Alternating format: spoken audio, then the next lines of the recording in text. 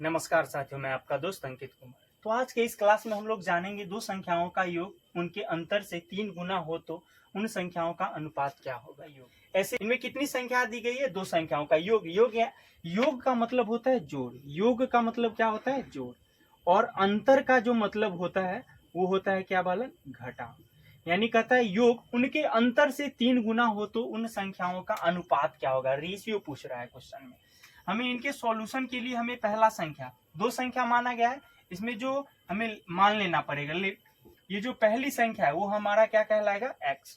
और हम जो ये दूसरी संख्या मानते हैं ये हमारा क्या कहलाएगा? y कहलाएगा। ये हमारा क्या, कौन सी संख्या है? पहली संख्या। और इसको हम कौन सी संख्या मानते हैं? दूसरी संख्या। अब जो प्रश्न से कह रहा है उन प्रश्न की बात करते हैं और ये क्वेश्चन को सॉल्व करते हैं। देखिए प्रश्न से क्या कह रहा है कि दो संख्याओं का योग, यानी दोनों संख्या का जो योग है x प्लस वाई का, ये जो योग है उन दोनों संख्याओं के अंतर के, यानी ये दोनों संख्याओं का अंतर हो जाएगा। कितना गुना कहता है? योग उनके अंतर से 3 गुना है। उनके अंतर से कितना गुना है? 3 गुना है। तो कह रहा है कि उन संख्याओं का अनुपात क्या करें। यानी योग जो है इनको अंतर से कितना गुना है? 3 गुना है। ये तो 3 गुना है, हम अगर इसको 3 गुना कर दे तो LHS और RHS एक दूसरे के क्या हो जाएंगे? बराबर है। क्वेश्चन किस भाषाओं को समझिए। कह रहा है दो संख्याओं का योग उनके अंतर से 3 गुना है। उनके अंतर से 3 गुना है।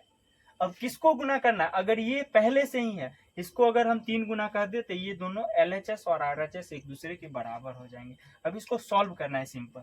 x प्लस वाई बराबर 3x माइनस 3y। अब सॉल्व कीजिएगा तो x के साइड x आ जाएगा, x माइनस 3x बराबर माइनस 3y। और ये प्लस में उस साइड जाएंगे तो माइनस, ये प्लस था इधर माइनस आ जाएंगे। अब देखिए x में से 3x सब्सट्रैक्ट कीजिए तो माइनस 2x, और ये माइनस 3 और 1 क्या हो जाएगा? माइनस 4। और ये माइनस प्लस हो जाएंगे। तो x का वैल्यू सिंपल क्या आ रहा है? 4। और y का वैल्यू क्या आ रहा है? 2। ऐसे अगर निकालिएगा तो x का वैल्यू 4 आएगा, y का वैल्यू 2 आएगा। अगर ये निकालिएगा तो 2, तो ये निकल के मान आएगा 2 अनुपात 1।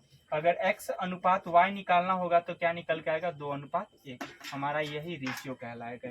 यानी x और y का जो रेशियो कहलाता है वो 2 अनुपात ये मेरा आंसर।